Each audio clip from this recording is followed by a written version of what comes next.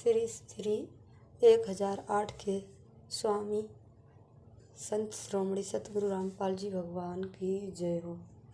सत साई पवन भाई भैया, कुछ सपने को लेकर आपसे कुछ बातें शेयर करना चाहती हूँ। परमात्मा ने प्रेरणा की है दासी को। दासी ने संकल्प नाम दीक्षा ले रखी है भैया। परमात्मा ने इतना दृढ़ कर दिया, वैसे ज्ञान आधार से कर ही दिया मालिक ने आपको निमित्त बना के। साथ में सपने में भी आकर के परमात्मा ने दृढ़ बनाया है दासी को। तो वो सपने को ही लेकर भैया कुछ बातें शेयर करना चाहती हूँ। जब भी सपना आया दासी ने आपको फ़ोन भी किया, लेकिन शायद आप बिजी थे, शायद मालिक की भी दया ना थी उस समय फ़ोन उठाने की, आप नहीं उठाए भैया। तो सबसे पहले सपने का जिक्र करती हूँ भैया आपसे, सभी भाई बहनों से। जब भैया आप लाइव आया करते थे पहले, तो नई नई परमात्मा से जुड़ी हुई थी, थोड़ा ज्ञान भी कमज़ोर था। तो कुछ बातों को लेकर शंका हो जाती थी कि नहीं भाई ऐसा क्यों बोल रहा है, कुछ कॉमन सेंस के नियमों को लेकर, कुछ अन्य बातों को लेकर ज्ञान की, तो ऐसे मन में शंका हो जाती थी। तो परमात्मा एक दिन आए सपने में, और मतलब कि आप लाइव आ रहे थे और मालिक आपके मतलब सिर पर बैठे हैं भैया परमात्मा। और वह स्वरूप है जो सन 2002 वाला, 1997-98 वाला, उसी स्वरूप में वही वाला स्वरूप है मालिक का। और मालिक आपके शीश पे बैठे हुए हैं। और ऐसे परमात्मा कभी प्यार से मतलब अपना हाथ फेरते आपके सिर पे, और कभी धीरे से मार भी देते। और आप बोले जा रहे भैया, बोले जा रहे भैया, इतनी मतलब रुक ही ना रहे इतनी तेज़ी से। और फिर आंखें खुल गई तो मालिक ने विश्वास दिला दिया कि बेटा, कि ये जो पवन भाई बोल रहा है तेरा, ये मेरे ही कृपा से बोल रहा है, मेरे ही आशीर्वाद से बोल रहा है। मैं ही इसको मतलब आशीर्वाद दे रहा हूँ, तभी ये बोल रहा है लाइव में जो भी जिक्र करता है। परमात्मा ने विश्वास दिलाया। दूसरी बार का सपने का जिक्र भैया, ये साध संगतियाँ भैया स्टार्ट ही नहीं हुई थी कि इसके 1-2 महीने पहले दासी ने स्वप्न में देखा भैया कि कहीं साध संगति हो रही है। साध संगति तो उस समय तो नहीं समझ में आई जब परमात्मा सपने में दिखाए थे मालिक, और सपने में दिखाए मतलब अब समझ में आई जब साध संगतियाँ स्टार्ट हुई, उसके कई 1-2 महीने बाद समझ में आया भैया। तुरंत तो नहीं समझ में आया, कमज़ोर हूँ थोड़ा ज्ञान में। तो परमात्मा ने मतलब आप हो और कुछ भाई बहन हमारे थोड़े से ही बैठे हुए हैं, और जिस तरह और परमात्मा बैठे हुए हैं कुर्सी पर, और आप खड़े हो और माइक में बोल रहे हो, भाई बहनों को समझा रहे हो आप। और रेस्टोरेंट का ये सारा सामान सोशल मीडिया वाला रखा हुआ है वहीं पर साध संगति में ही। और इतना देखा तो मेरे दासी के मन में तो आया स्वप्न में ही कि मालिक ये सब क्या है, गुरुजी बैठे हुए हैं और पवन भैया बोल रहे हैं, ऐसा क्यों है, परमात्मा क्यों चुप बैठे हुए हैं, पवन भैया सारी बातें समझा रहे हैं भाई बहनों को, हम सब मतलब। तो ऐसा दिन जब आंखें खुली फिर भी दिन में भी चलता रहा यही सारी बातें कि परमात्मा चुप बैठे थे, ये सब क्या सपना देखा। तब भी भैया दासी ने आपको फ़ोन किया, आप नहीं उठाए। मैसेज भी किया, मैसेज तो नहीं किया, फ़ोन ही किया भैया, नहीं उठाए आप। चलो वो भी निकल गई, मैंने कहा होगी कुछ परमात्मा की रजा, मालिक जाने। फिर जब भैया ये स्टार्ट हुई साध संगतियाँ, जब साध संगतियाँ स्टार्ट हुई तो परमात्मा ने तो आपको ही सेवा दे रखी है बोलने की, भाई बहनों को समझाने की, आप समझाते हो। और फिर परमात्मा का वो सत्संग सुनाए आप कि जहाँ मेरी महिमा होती है वहाँ मैं गगन करंत, जहाँ वो तो नंगर अमान है जहाँ मेरे प्यारे संत। जहाँ मेरी महिमा होती, मतलब मैं पहुँच जाता हूँ। तो शायद परमात्मा ने वो साथ संगति वाला ही मालिक ने दिखाया था सपना। तो पवन भैया, जब भी साथ संगतियाँ जहाँ भी होती हैं, परमात्मा पर विराजमान होते हैं, मालिक बैठे रहते हैं, सभी को देखते रहते हैं। मालिक ने पहले ही सपने में दिखा दिया मेरे को। तब मेरे को समझ में आया कि ये हाँ, परमात्मा ने साथ संगति के लिए संकेत किया था।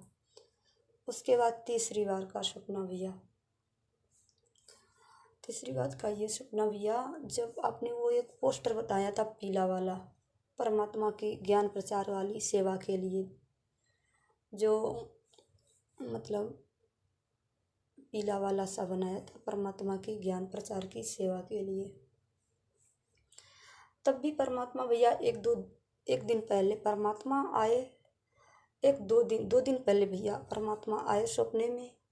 दासी ने देखा, मतलब और आप हो, और आपके साथ एक और भाई है जिसको मैं पहचानती नहीं। उस भाई को और दासी है, और परमात्मा वहीं पर प्रकट हो गए जहाँ हम भाई बहन थे। और मालिक आपसे बोले कि बेटा थोड़ा बड़ा सा पोस्टर बना, और बोले और खूब बढ़ चढ़ कर सेवा कर बेटा, अब समय आ गया है तेजी से ज्ञान प्रचार करने का, खूब बढ़ चढ़ के सेवा कर, ऐसे बोले परमात्मा। बस दासी की आँख खुल गई। तो मैं समझ ना पाई कौन सा पोस्टर कौन सा वाला नहीं भैया। तो भैया मैंने आपके पास एक ऑडियो भी मतलब भेजी थी इसी सपने को लेकर, आप शायद बिजी थे, नहीं देख पाए। चलो ठीक है, पता नहीं। तो तीसरे दिन भैया आप लाइव आ गए। तो लाइव में उसी ज्ञान वाले उस पोस्टर को लेकर आपने जिक्र किया था कि पोस्टर एक बना रहे थे, परमात्मा के ज्ञान आदर्श बना रहे हैं सेवा करने के लिए, ज्ञान प्रचार की। तो मालिक ने वो भी चेता दिया कि जो कुछ करवा रहे हैं उस पवन दास भाई से हम ही करवा रहे हैं। उसके बाद परमात्मा का चौथी बार का सपने का जिक्र, जो अभी 2-4 दिन पहले देखा था भैया, जो मतलब परमात्मा दासी के घर पे आए और आप हो, परमात्मा आपसे कुछ बोल रहे हैं। अब सपने में तो कुछ बोल रहे थे, थोड़ा थोड़ा याद भी था सपने में जब देख रहे थे, लेकिन जब सुबह आंखें खुली तो नहीं कुछ याद रहा कि मालिक क्या कर रहे थे आपसे। और आप यूं नीची गर्दन किए हुए, बिल्कुल परमात्मा से नजरें नहीं मिलाए, बिल्कुल ही नीची गर्दन करे हुए थे, आधीनी की तरह मालिक के आगे खड़े थे। और मालिक आपसे बोल रहे थे, और आप परमात्मा की सारी बातें गर्दन हिला हिला के, मतलब नीचे की हुई गर्दन स्वीकार कर रहे थे सारी। तो मैंने तो समझ ना पाए। और इस सपने का जिक्र मैंने एक रीमा बहन है सिद्धार्थनगर की, उससे जिक्र किया था कि मैंने बहन ऐसे ऐसे स्वप्न में देखा। तो बहन ने तो कहा याद नहीं समझ पाए थोड़ा। फिर आप जब लाइव आए सुबह 7 अगस्त को, जब ये लाइव वाला सुबह वाला देखा भैया, ये न्यूज़ वाला, भास्कर न्यूज़ वाला, तो समझ गए भैया परमात्मा यही कुछ सेवा के लिए आपको समझा रहे थे। और दासी को बहुत खुशी हुई भैया। और परमात्मा ने सपने में भी आ करके दृढ़ किया दासी को, ज्ञान आधार से परमात्मा ने दृढ़ कर ही दिया।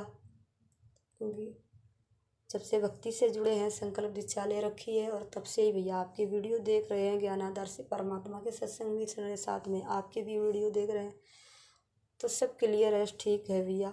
और परमात्मा ने सपने में भी आ करके दृढ़ कर दिया कि बेटा साध संगति से जुड़े रहना है, साध संगति ही मेरा मिशन है, सच्चा मार्ग है, आगे बढ़ेगी, साध संगति से ही आगे मेरा मार्ग चलेगा। और शायद भैया दासी कमज़ोर है थोड़ा, परमात्मा को शायद पता था, इसलिए सपने में आ करके दृढ़ कर दिया। और इस समय भैया पता नहीं इतने भाई बहन जुड़ जाते हैं व्हाट्सएप से, जो साध संगति से जुड़कर अब दूर होके राग द्वेष पाल के पवन ठग 10वें अंश का पैसा ले रहा है, परमात्मा के ज्ञान में मेन कर रहा है, ऐसा सब कुछ जुड़ जाते हैं, मैसेज करते रहते हैं, फ़ोन भी करते हैं 1-2 बार। तो मालिक ने इतना दृढ़ कर दिया है, उनको समझा देते हैं ज्ञान आधार से जितना मालिक ने बुद्धि दे रखी है, लेकिन वो भाई नहीं समझते, बिल्कुल भी ना समझते अपनी आगे, बिल्कुल भी ना। और आप भैया आपके पास ये मैसेज किया सौंपने वाला तो 4 दिन पहले जो आया था, और तो जो मैसेज किया तब भी आज एक भाई का फ़ोन आया और बोला कि क्या सपने में कब से जुड़े हो पवन दास से। मैंने कहा कब से, जब से मालिक की भक्ति में लगी हूँ तब से भाई के वीडियो देख रही हूँ, सब कुछ सही है, मालिक के ज्ञान आधार से सब कुछ ठीक बता रहे हैं। और सपने में आए थे परमात्मा गुरुजी आपके, क्या बताए थे, हमने आपका मैसेज देखा था, ऐसे बोला भाई। मैंने कहा ऐसे ऐसे बताए थे परमात्मा, ऐसे। फिर वह भाई बोलने लग गया, वो तो पवन वो ठग है, 10वें अंश का पैसा ले रहा है और पता नहीं क्या क्या। तो मैंने उससे कहा भाई से ही बात करो, इस मामले में मेरे से क्यों कर रहे हो। आपको लग रहा है कि वो 10वें अंश का पैसा ले रहा है, ठग रहा है, तो उस डायरेक्ट भाई से ही बात करो ना, मेरे से क्यों कर रहे हो भाई। तो मैं क्या करूं, तो मेरे को तो बिल्कुल सब ठीक लग रहा है परमात्मा के ज्ञान आधार से। आपको लग रहा है कि ऐसा गलत कर रहा है तो आप डायरेक्ट भाई से ही बात करो। फिर उस बात का उसने नहीं जिक्र किया। फिर बोला अब कबीर साहब की जय क्यों नहीं बोलते, कबीर साहब की क्यों नहीं जय। मैंने कहा कबीर साहब मेरे परमात्मा हैं, तो मैं एक जय बोलती हूँ, मालिक की बंदी छोड़ सतगुरु रामपाल जी भगवान की जय हो। इस जय को लेकर इतना माथापच्ची करते रहा। मैंने फिर भैया उसका फ़ोन ही काट दिया। भैया मेरे को आपको नहीं समझा सकती, आप साध संग से जुड़े होकर भी और आप मतलब नहीं समझ पा रहे हो, तो दासी क्या समझा सकती है आपको।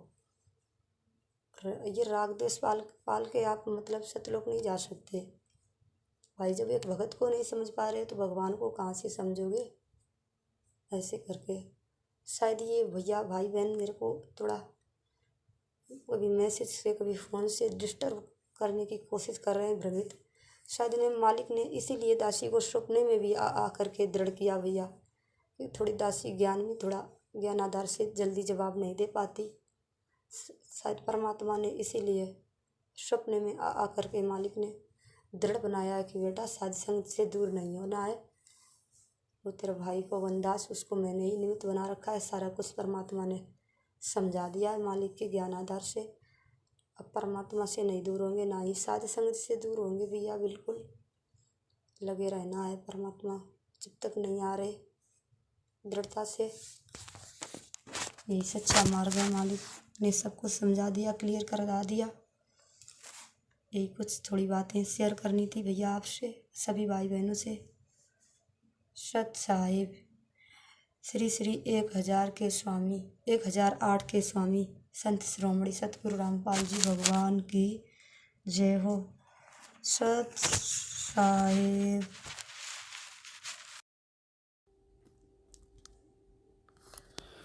बंदी छोड़ सतगुरु रामपाल जी परमेश्वर जी की जय हो। परमपिता परमेश्वर जी की सभी प्यारी आत्माओं को मुझ पवन दास का सत सत प्रणाम। बहन जी, परमात्मा की एक वाणी है कि मैं रोवत हूँ सृष्टि को, सृष्टि रोवत मोहे, गरीब दास इस वियोग को समझ न सकता कोई। जब समय रहता है उस समय जीव आत्माएं नहीं जागती हैं, वाद विवाद करती हैं, फालतू का तर्क वितर्क करती हैं, मीन मेख निकालती हैं, मन में दोष पैदा कर लेती हैं काल प्रेरणा से। और जब वे महापुरुष यहाँ से चले जाते हैं उसके बाद उन्हें पूर्ण परमात्मा का दर्जा दे के, उनके नाम के आगे सैकड़ों उपाधियाँ लगा के, उनकी मंडी बना के, मंदिर बना के चढ़ावे चढ़ाती हैं, मन्नतें मांगती हैं। फिर क्या मिलेगा? कुछ नहीं। पिछले 27 वर्षों से यही स्थिति परम पूज्य सतगुरु रामपाल जी भगवान के साथ हो रही है। भगवान आके और हमें समझा रहा है, हमारे भले की कह रहा है, आत्म कल्याण का मार्ग दिखा रहा है। और हम नीच क्या कर रहे हैं उनके साथ में? जगत का तो दोष ही क्या है, बेचारों को ज्ञान नहीं है, वो तो कुछ भी कर सकते हैं। 10-10 साल से गुरुजी से सारनाम तक लेके लोग बरवाला कांड के बाद उनसे दूर हो गए, दूसरे पंथों में जाके उनके विषय में उल्टा सीधा बोलते हैं, भला बुरा कहते हैं। तो बहन, ये तो इस काल भगवान की प्रकृति का नियम है, गंदा लोक है। यहाँ आप किसी के भले की बात करो तो वो आपसे नाराज़ हो जाएगा। परमात्मा कहते हैं ना, गधे की आंख में घी डालो तो वो सोचेगा मेरी आंख फूट रहा है। तो वो स्थिति है यहाँ पे। इस काल के लोक में यदि आप किसी का भला सोचोगे तो वो सोचेगा कहीं न कहीं इसका कोई स्वार्थ है, वरना बिना स्वार्थ के कौन भला ऐसा करता है। जबकि उन्हें पता नहीं कि परमेश्वर के मार्ग में जो परमार्थ के कार्य होते हैं उन निस्वार्थ भाव से किए जाते हैं। साधु संत भक्तों का कोई स्वार्थ नहीं होता है, जो वास्तव में साधु संत और भगत होते हैं। तो ये तो कोई बड़ी बात नहीं है बहन जी। दूसरी बात, परमात्मा सब कुछ करने में समर्थ है। परमेश्वर सतगुरु रामपाल जी भगवान को हम जैसे 2 कोटि के जीवों की कोई आवश्यकता नहीं है अपने मिशन के लिए, अपने कार्यों को आगे पहुंचाने के लिए। लेकिन परमेश्वर हमसे भक्ति करवाते हैं हमें यहाँ से निकालने के लिए। तो जाहिर सी बात है, ये छोटी मोटी सेवा परमेश्वर दे के आशीर्वाद उन्हीं का रहता है, शक्ति उन्हीं की काम करती है। बस हमें एक यंत्र की तरह आगे खड़ा करके और हमारे थोड़े बहुत अच्छे शुभ कर्म परमात्मा इस बहाने बनाते हैं। लेकिन इस बात को मूर्ख लोग नहीं समझेंगे। क्या 650 साल पहले वो परमात्मा खुद वेदों के मंत्र उन पंडितों को तोताद्री शहर में जो भंडारा था, क्या नहीं सुना सकते थे? जिस भंडारे में शर्त रखी गई थी कि जो व्यक्ति वेदों के 5 मंत्र पढ़ के सुना देगा उसको ब्राह्मणों के भंडारे में भोजन करने दिया जाएगा, अन्यथा बाहर जो शूद्रों का भंडारा है वहाँ जाके भोजन भंडारा करो। क्योंकि वो नहीं चाहते थे कि कबीर जी, वो समझते थे कि ये जुलाहा जाति से है और ये पंडितों के साथ भोजन करेगा, हमें अच्छा नहीं लगेगा। इसलिए उन्होंने कबीर जी को उस समय साइड में करने के लिए एक ये कंडीशन रखी थी। लेकिन उस समय परमात्मा ने एक भैंसाराम की तरफ इशारा किया और उनको आशीर्वाद दिया, और भैंसे ने संस्कृत में वेदों के श्लोक पढ़े और हिंदी में अनुवाद करके उन पंडितों को सुनाया। क्या बहन जी वो परमात्मा स्वयं वो श्लोक नहीं सुना सकता था क्या? तो ठीक इसी प्रकार सतगुरु रामपाल जी भगवान वर्तमान में भी सब कुछ करने में समर्थ हैं, ये वही परमात्मा है। लेकिन हम जैसे नीचों के थोड़े बहुत शुभ कर्म बनाने के लिए परमात्मा यंत्र की भांति यूज करते हैं। और बहन जी, राग द्वेष ईर्ष्या रखने वालों की कमी ना तो देखो सतयुग में होती है, ना त्रेता में, ना द्वापर में, ना 650 साल पहले थी, ना आज है। जब भगवान के लोग नहीं हो सके, भगवान आके 27 साल से आत्म कल्याण का मार्ग दिखा रहा है, और जब उसमें लोग मीन मेख निकाल सकते हैं तो बहन आप और हम 2 कोटि के जीव हैं, हमारी बातों में तो लाखों लोग मीन मेख निकाल दें, कोई बड़ी बात नहीं है। लेकिन गुरुजी ने साथ में ये भी बता रखा है बेटा कि सर दल दोनों दीन का, मन में दोष न धार, सतगुरु का तो कोई एक है, यो काल का सब संसार। कि बेटा जो मेरे भगत मेरे नहीं हो पाए तो तेरे भगत भाई तेरे कहाँ से हो जाएंगे? ठीक है, जो अधिकारी हंस हैं वो तो कहीं नहीं जाएंगे, वो तो ज्ञान आधार से नीर खीर का निबेरा करेंगे। और जो बकवादी होते हैं ना, जो गुरुजी की शरण में आने के बाद भी नहीं सुधरते हैं, वो बकवादी इंसान होते हैं, वो काल प्रेरित होते हैं, वो अपनी खोटी हरकतों से बाज नहीं आते हैं। तो गुरुदेव ने कहा कि बेटा ऐसे लोगों को देख के नहीं चलना है, जो अच्छी आत्मा है, जो ज्ञान को आधार बना के नीर खीर का निबेरा करती हैं, सोच समझ के आगे चलती हैं, सतगुरु से डर के रहती हैं, ऐसी आत्माओं तक ये संदेश पहुंचने चाहिए। उन आत्माओं के विश्वास को परमात्मा ने दृढ़ करना है, और ऐसे भाई बहनों के लिए ही परमात्मा ने दास की सेवा लगा रखी है। और एक समय बहन जी आश्रम में गुरुजी ने कहा कि दास सत्संग कर रहा था, तो सामने, क्योंकि शुरू का समय था, इतनी भीड़ नहीं हुआ करती थी, क्रोथाश्रम की बात बताई गुरुजी ने, 200-400 भगत भाई बहन बैठ के सत्संग सुन रहे थे परमात्मा का। तो सत्संग के बाद में एक बुढ़िया थी जो राधा स्वामी पंथ से थी। तो जब आशीर्वाद के लिए लाइनों में लगते हैं तो गुरुदेव ने कहा कि हाँ, उस बुढ़िया ने कहा कि बाबा एक बात बताऊँ आपको? बोले हाँ। क्योंकि ज्ञान इतना था नहीं, जो बड़े बूढ़े होते थे वो अपने से छोटी उम्र वालों को छोटा ही समझते थे, उन्हें क्या पता कि ये परमात्मा बैठे हैं। बोले भाई जब तू सत्संग करने लगता है ना, तो मैंने देखा ऊपर से तेरे ऊपर एक सफ़ेद दाढ़ी मूछ वाला आदमी आया और तेरे अंदर समा गया, और जैसे ही तूने सत्संग ख़त्म किया तो वो दाढ़ी मूछ वाली जो वो पावर थी, जो वो शक्ति थी, वो निकल के बाहर चली गई।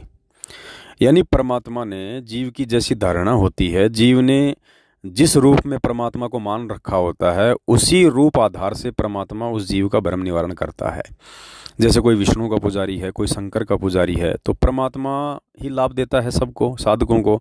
लेकिन जिसकी आस्था जिसमें होती है, उसी इष्ट या गुरु रूप में परमात्मा उसको दर्श करवाता है, उसको आभास करवाता है। तो बुढ़िया की आस्था यही थी कि दाढ़ी मूछ वाला ही भगवान है, तो परमात्मा ने वही दृश्य बुढ़िया को जो है वो दिखा दिया। तो फिर गुरुजी ने कहा कि बुढ़िया अब के विचार है, अब तो नाम ले ले। बोलो ना ना ना, नाम तो मैंने ले रखा है। तो इस प्रकार, तो ठीक इसी प्रकार बहन जी, आज आपको परमात्मा ने सौपन में जो दिखाया कि ये 2 कोड़ी का तुच्छ प्राणी पवनदास जब लाइव बैठता है या कोई संदेशा भाई बहनों तक पहुंचाने की सेवा करता है, तो स्वयं सतगुरु रामपाल जी भगवान आके सिर पे बैठ जाते हैं, अपना आशीर्वाद देते हैं, अपनी पावर लगातार देते हैं बहन जी। बिना सतगुरुदेव जी के पावर के ये कुत्ता 2 सेकंड भी नहीं भोग सकता बहन जी। 2 सेकंड क्या होती है, मुझे मेरी औकात का पता है। मैं बहन जी त्रेता युग वाले नल नीर की तरह मान बढ़ाई या अहंकार में आके अपना बेड़ा गर्क नहीं करवा सकता। ये ज्ञान भगवान ने पहले इसीलिए दिया है, उसके बाद में दास को खड़ा किया है। सारी वीक पॉइंट बता के, सारे कमज़ोर पॉइंट बता के परमात्मा ने दास को निमित्त बनाया है, कि यंत्र की भांति। तो दास बहन जी वो नल नील वाली गलती नहीं कर सकता, क्योंकि मुझे मेरी औकात का पता है कि मेरे पीछे किसका सपोर्ट है, कौन मेरे सिर पे बैठा है। मुझे इस बात का आभास है बहन जी। देखो, जब किसी आदमी को बुखार होता है ना, तो उसको खुद को आभास होता है शरीर की पीड़ा से। दूसरा आदमी आभास नहीं कर सकता कि इसको बुखार है, क्योंकि बुखार में कोई फोड़े तो निकलते नहीं, अंदर की पीड़ा होती है, शरीर टूटता है। तो जिसको बुखार होता है ना, उसी को मालूम पड़ता है इस बात का। तो बहुत सारी बातें हैं बहन जी करने को तो, लेकिन जो समझ जाए उसका भला, ना समझे वो समय आने पे परिणाम भुगतेगा बहन जी। और हमारी तो सेवा है, हम तो करते रहेंगे भाई परमात्मा के आशीर्वाद से। जब हमारे बाप ने संघर्ष करने से पीछे कदम नहीं हटाए, तो हम कौन होते हैं हटाने वाले, जब हमारा बाप साक्षात हमारे सिर पे बैठा हुआ। तो बस बहन जी, और क्या बताएं, जो परमात्मा का होगा वही समझेगा इन बातों को। बाकी तो भैंस के आगे बीन बजाने जैसा है। सत साहिब।